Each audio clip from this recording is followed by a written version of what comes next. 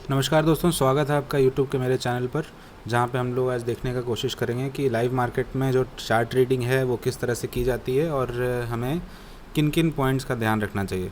तो चलिए स्टार्ट कर। तो आप मुझे ट्विटर पे भी फॉलो कर सकते हैं। आप मेरा ट्विटर अकाउंट मैं यहाँ पे खोल के आपको दिखा देता हूँ। तो ये मेरा प्रोफाइल है। आप यहाँ पे आके मेरे डेली प्रॉफिट लॉस जो भी मैं करता हूँ मैं यहाँ पे पोस्ट करता हूँ 3:30 बजे के बाद। आप यहाँ पे आके इस आईडी को सर्च करें और इस पर मुझे आप फॉलो कर सकते हैं, ठीक है। और मैं अपना डेली अपना प्रॉफिट लॉस शो करता हूं। तो अब कल का लॉस ये था, आप इस पे लिंक पे जाके चेक कर सकते हैं और आप लाइक सब्सक्राइब भी कर सकते हैं इस चैनल को।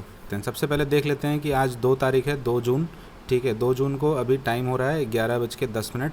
यहाँ पे भी आप देख सकते हैं टाइम। और बैंक निफ्टी का चार्ट खुला हुआ है ये 5 मिनट का। और यहाँ पर मार्केट गैप अप ओपन होने के बाद एक नीचे साइड में थोड़ा फॉल किया है। और पिछले दिन के जहाँ पे क्लोजिंग हुआ है, एक लास्ट डे थर्सडे एक्सपायरी को, आज फ्राइडे है, यहाँ पे एक लास्ट मोमेंट में जहाँ पे मार्केट क्लोज़ किया था वहीं से मार्केट टर्न अराउंड किया है। तो इस चीज़ को देख रहे हैं हम लोग। अब इन चीज़ों को देखते देखते हम लोग एक चीज़ और ध्यान देंगे। सबसे पहले एक बार मैं दिखा देता हूँ अपना पोजीशन आपको, ठीक है। मेरे पोजीशन में आप देख सकते हैं कि मैंने आज 44,200 का कॉल और 43,800 का पुट दोनों मैं सेल किया था दोनों को, ठीक है। उसमें मेरा प्रॉफिट 6,000 के अराउंड हो रहा है। और आज के लिए मुझे लगता है कि मैं यहीं पे रुक जाऊंगा अगर कोई अच्छा अपॉर्चुनिटी नहीं दिखा तो। उसका कारण क्या है यहाँ पे रुकने का? उसका कारण ये है, एक सेकंड बैंक निफ्टी का खोल देता हूँ। बैंक निफ्टी के चार्ट पे अगर आप आएंगे तो ऐसा नहीं है कि आपको अपॉर्चुनिटी नहीं मिलेगा पूरे दिन में, लेकिन आपको डिसाइड करना है कि आपको किन किन अपॉर्चुनिटीज़ पे वर्क करना है। तो सबसे पहले देख लेते हैं चार्ट ट्रेडिंग के लिए, समझते हैं हम लोग कि क्या मायने रखता है। इसके पहले एक बार मैं आपको बैंक निफ्टी का चार्ट इसमें ज़ीरोधा में खोल के दिखाता हूँ, ठीक है। यहाँ पे आप देखिए, यहाँ पे मैंने 15 मिनट का ये टाइम फ्रेम लगा हुआ है और ये 400 मूविंग एवरेज है, ठीक है। कल का ये पिंक लाइन जो आप देख रहे हैं ना, ये पिंक लाइन जो है ये 400 मूविंग एवरेज है।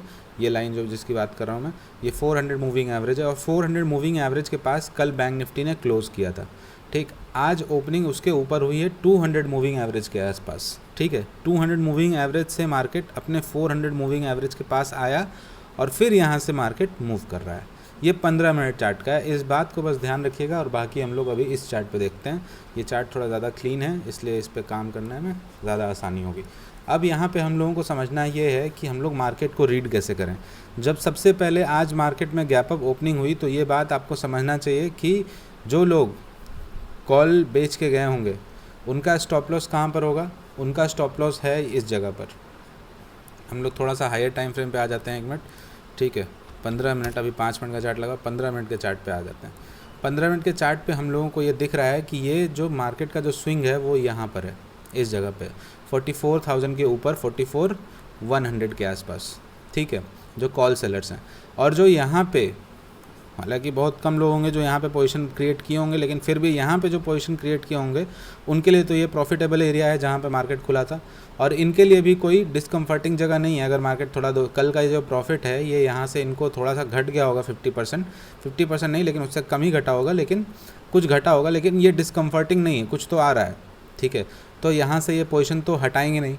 तो इसका मतलब है कि अब मुझे एक बार मूविंग एवरेजेस को मैंने देख लिया।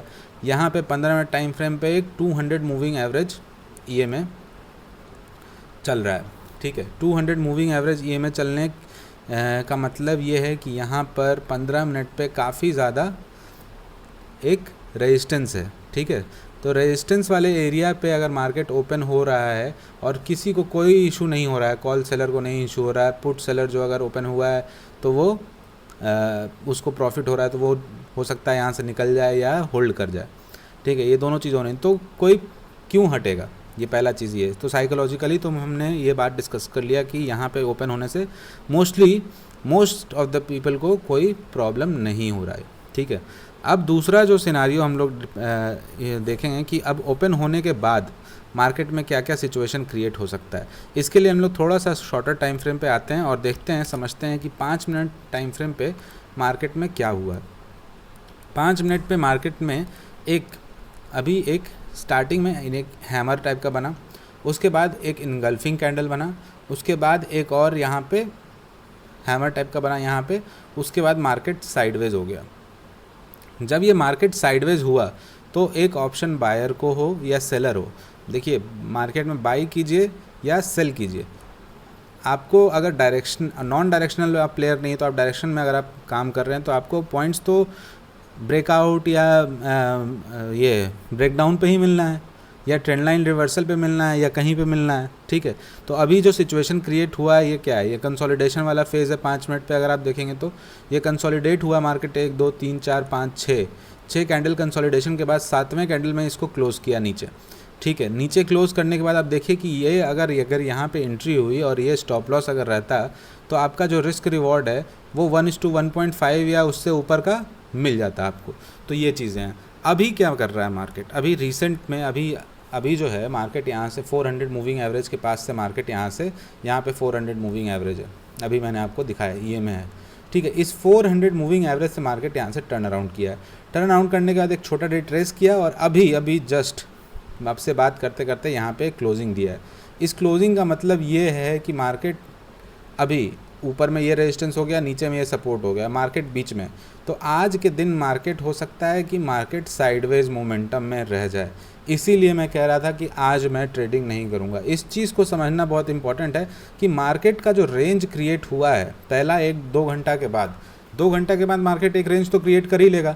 मार्केट एक अपने रेंज में आ जाएगा कि भाई अगर ट्रेंडिंग है तो यहाँ पे मार्केट आके फिर से इसको नीचे आ जाना चाहिए था, अपने लो को तोड़ेगा। और अगर ट्रेंडिंग नहीं है तो अपने लो बनाया, ये लोअर, ये हायर लो बनाया है, ठीक है। यहाँ पे हायर लो बनाया क्योंकि अब यहाँ से ऊपर साइड का डायरेक्शन दिखाने लगा। तो अब ये ऊपर साइड का डायरेक्शन दिखाने लगा तो यहाँ पे इसके पास ये रेजिस्टेंस है और ये रेजिस्टेंस, ये दोनों रेजिस्टेंस यहाँ पे आसपास में ही पड़ेगा। ऊपर से इसके पास 44,000 का ये रेजिस्टेंस वाला एरिया है, तो यहाँ पे एक अच्छा खासा कॉल राइटिंग भी होगा 44,000 पे। और उसके ऊपर और अगर ऊपर जाएंगे तो ये वाला एरिया भी एक रेजिस्टेंस वाला एरिया है। तो अब अगर ट्रेड लेना होगा तो मैं ट्रेड इसी एरिया में लूँगा।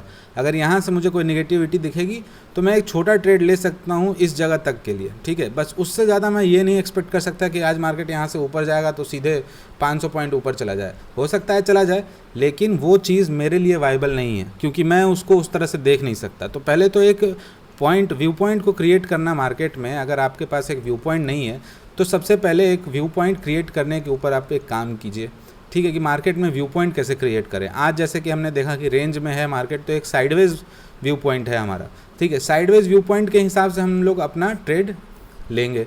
साइडवेज मार्केट में हम लोग क्या कर सकते हैं, यहाँ पे हम लोग कर सकते हैं, आज साइडवेज है इसलिए साइडवेज बात करूँगा। आज साइडवेज के दिन हम लोग क्या कर सकते हैं, रिस्क मैनेजमेंट होना चाहिए, ठीक है, पोजीशन साइजिंग होना चाहिए। ये सब चीज़ों को कब मैनेज करेंगे, कैसे मैनेज करेंगे, तो रिस्क मुझे पता होना चाहिए कि भाई मेरा रिस्क अगर 6,000 रुपये मैंने कमा लिए हैं आज के दिन में तो मुझे 2,000 से ज़्यादा अब इसमें लॉस नहीं करना है, ठीक है। और अगर कितने क्वांटिटी लेना होगा, अगर 2,000 लॉस करना है मुझे तो मैं कितना छोटा स्टॉप लॉस रख रहा हूँ इसके ऊपर मेरा क्वांटिटी फिर मायने रखता है। अगर मेरा स्टॉप लॉस सिर्फ 5 रुपये का है तो मेरा और 2,000 का ये है कहते हैं, तो 400 क्वांटिटी में भी अगर 5 रुपये में लूज़ करूँगा तो 2,000 से ज़्यादा मेरा लॉस नहीं होगा।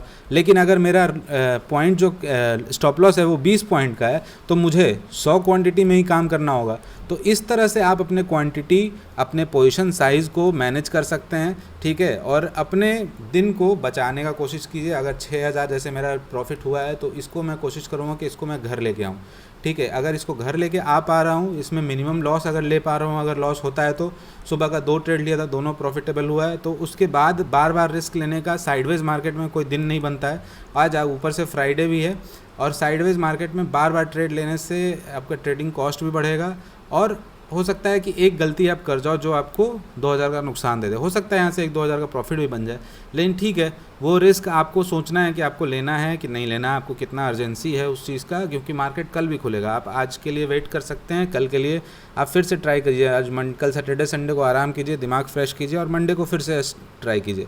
तो मेरा स्ट्रैटेजी तो यही रहता है कि एक दिन में आपको ज़्यादा ट्रेड ना करें और अगर हो सके साइडवेज मार्केट में खास करके जब मौका आपको डिस्टिंक्टिवली आपको पता ना हो कि मार्केट करेगा क्या, क्योंकि यहाँ से देखिए एक ट्रेंड लाइन भी एक फॉलो हो रहा है, यहाँ पे एक रेड कैंडल बन रहा है। हो सकता है मार्केट यहाँ तक आए ही ना, अगर यहाँ तक नहीं आता है तो कोई ट्रेड नहीं बनता है। अगर यहाँ पे आके एक थोड़ा सा साइन दिखाता है नीचे साइड का, तो भी मैं कहूँगा कि आज ट्रेड ना करें जब तक कि ये एक क्लियर ट्रेंड में नीचे ना आए।